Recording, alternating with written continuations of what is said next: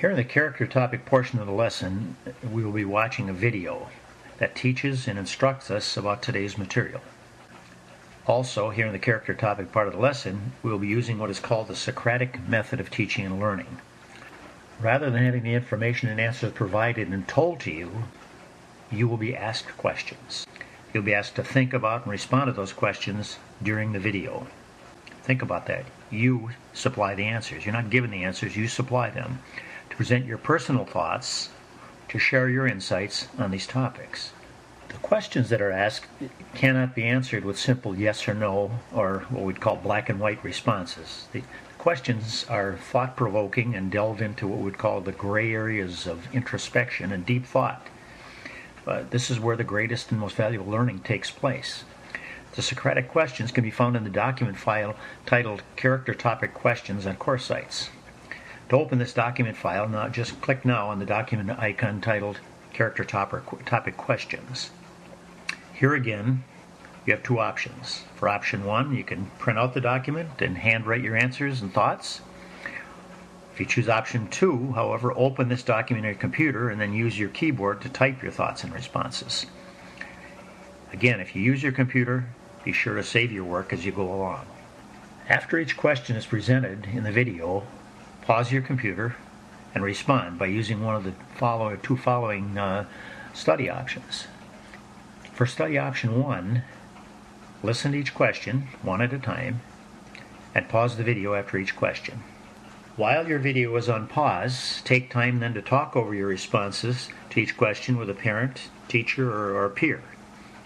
As you discuss each question, jot down some of the important points that are raised.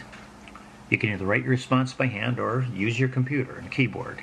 If you use your computer, again, save your work. For option two, and this is slightly different now, again, listen to each question one at a time, and then pause the video after each question. Pause to reflect and think about that question, and then handwrite or type your response and thoughts in that material. And again, if you do it on your computer, save your thoughts and your responses. Now here's where the difference is for option two. After you have done this, then activate your video again and move ahead to the next question. Repeat this process until you've completed all the questions. Then, at that time, after you've written responses to all of the questions, then talk over your responses and thoughts with a parent, teacher, or a peer. As you discuss each of these questions, add to your notes and jot down any new thoughts and insights that are presented during your discussion. So you're discussing things, you have your thoughts down there, you're discussing this with your parent teacher, you're discussing with a peer.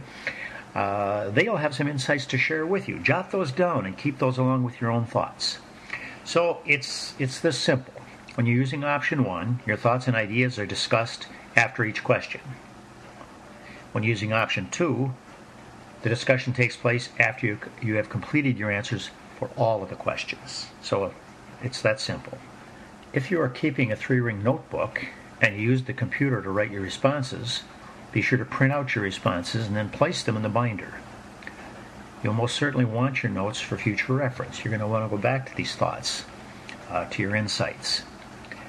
After each question, there will be a beep, which is a signal for you to pause the video. When you hear that sound, pause your computer and take time to reflect and discuss that question and to take notes as needed on that topic. Then, after you've responded and completed that section, simply restart the video and move on to the next question. So the message is, get ready now for some fun, interesting, and relevant thinking and learning. Character topic here for lesson one is, what is bullying and are there different types of bullying? Couple of good questions. Reminds me, I think of a quote immediately, quote, "Time heals all wounds," end quote. That was said by Geoffrey Chaucer. Lived from 1343 to 1400. And as I reflect on those words, I would have to say time heals some wounds, but not all wounds. Geoffrey Chaucer, who wrote the Canterbury Tales, they're comforting to hear and read, but unfortunately I don't think they're always true in the case of bullying.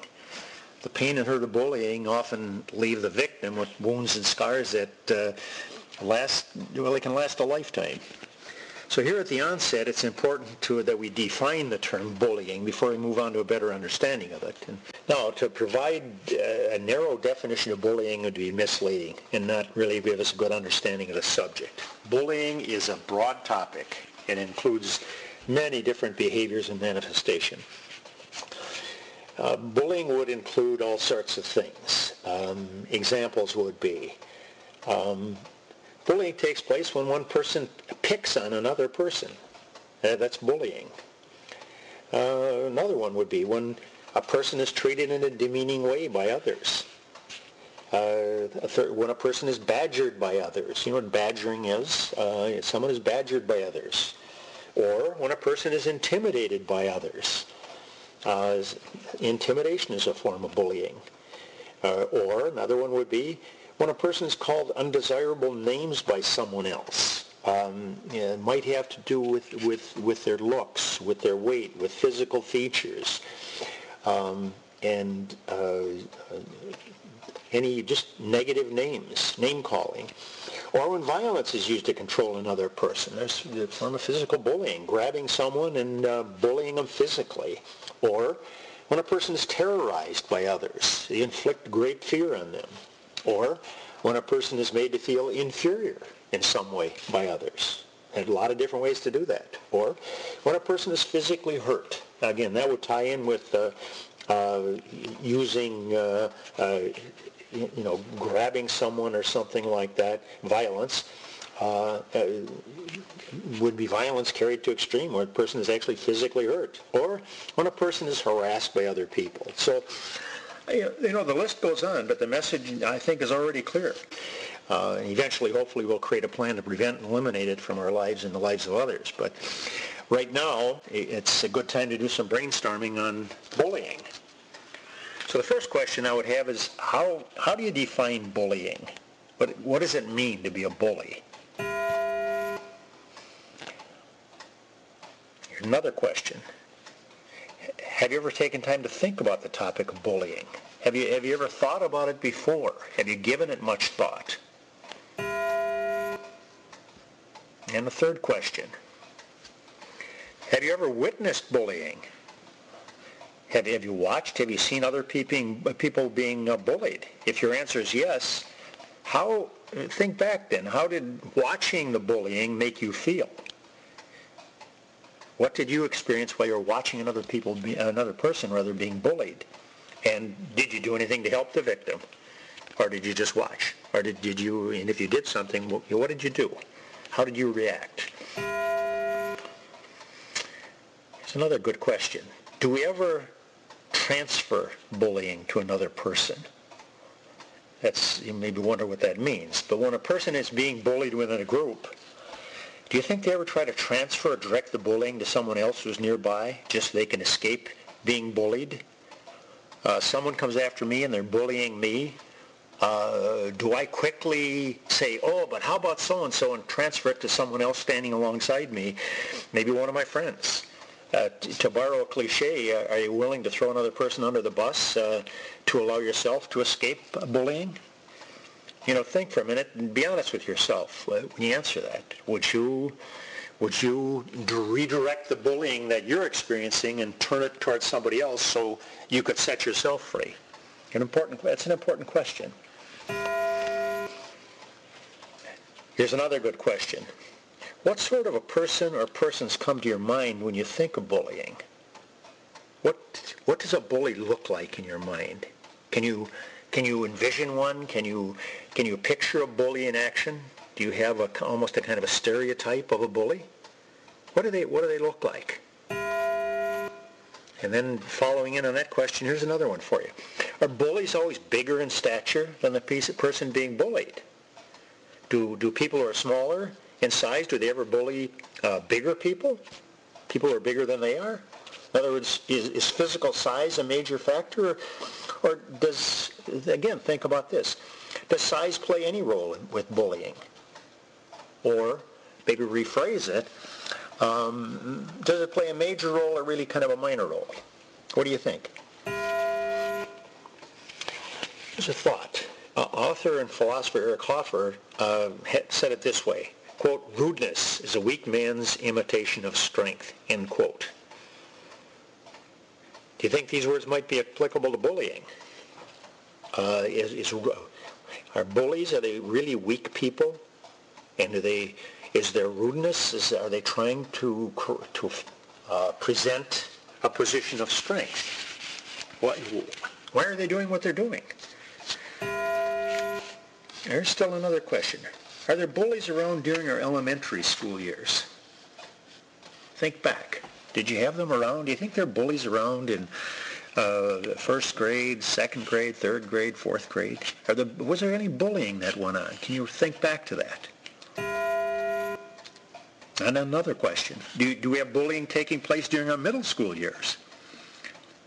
Is there a lot of it? Did it escalate? Was it more of it? Or different, maybe the same amount but different type? How about middle school years? Is there a lot of bullying then? And another question, do students ever get bullied while they're in high school? Do you think at high school age is there a lot of bullying that goes on? And again, does it increase in high school or decrease? Or what about bullying during high school years? Another question is bullying restricted to young children and teenagers, or do you think it takes place among adults? Do you think adults ever bully one another? Do you think it goes on in the workplace, for example? Do you think when people have jobs, do you think adults bully one another? Or does it go on in neighborhoods? Does it go on with families? How about that? Is it restricted to to just children and teenagers? Or are adults guilty of bullying? And another question. Do you think bullying is restricted to boys and men, or does it cross gender lines? Do girls and women ever bully others? What do you think? Does bullying, does gender play any role in it, or no? Does it cross all gender lines? Still another question.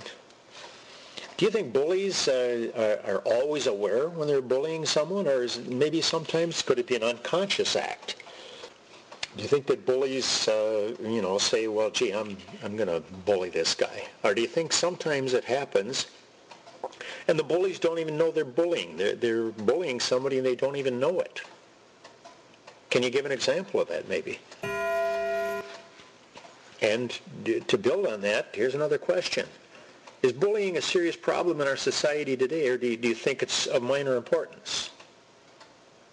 Explain that one. Do you think, is it a serious problem? Or is it not a serious problem? And then again, why or why not? Now, think about this one for a minute. It's a fact that bullying's been around for a long time. Do you think it's simply a part of life and should thus be accepted as part of growing up? Should we tell our children, should children be told just to toughen up and live with it? What do you think? Is it an inevitable thing, or is it something we can do something about? This is a very important question here. We're starting this unit on bullying, and we're in lesson 1. What do you think? I mean, if the answer is, yeah, kids should just be told to toughen up and live with it, maybe we should close the book, I guess, right now. And now here's another one. Has anyone ever talked to you about bullying and given advice on how to deal with it if it should occur? Have people talked to you about bullying before? Not just saying, well, that's a bully or something like that, but has anyone ever discussed it with you and given you advice and said about how to deal with it, what you should do? So those are some very, important and powerful questions that we need to answer. Bullying is a mean and contemptible act, and it hurts others, and it causes isolation, loneliness, and pain in their lives. So none of it is good. And you might ask, again, going back to what we said earlier, is bullying a recent phenomenon, or has it been around for a long time? Well, to answer that question, we only have to consider the following. Here's a quote. Quote, he told them, "Don't bully anyone. Denounce no one falsely," end quote. Well, that's from the Bible, from the New Testament, in the Gospel according to Luke. Now, you know what? That's more than just a few years ago. So that tells us in itself that bullying is indeed, it's been in our world for a long time. It's imperative, however, and very important that we don't take the easy way out and say, well, it's been around for a long time and therefore it's always going to be there, nothing I can do. That, like so many evil or negative things, I mean, that would be a cop-out. Just say, oh, it's always been around, something, what can I do?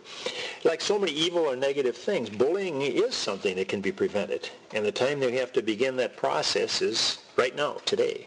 It's a very serious subject, and it needs our attention, but it also needs our commitment. It needs a commitment from us so that it can be prevented and eliminated from our local community, from our country, and you know what? From the world community.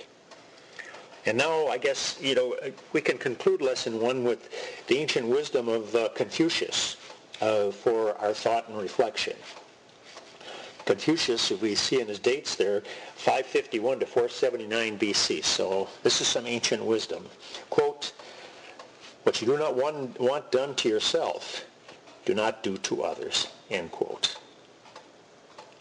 That is a lot of wisdom. Now it's time to move along to the next segment of this lesson.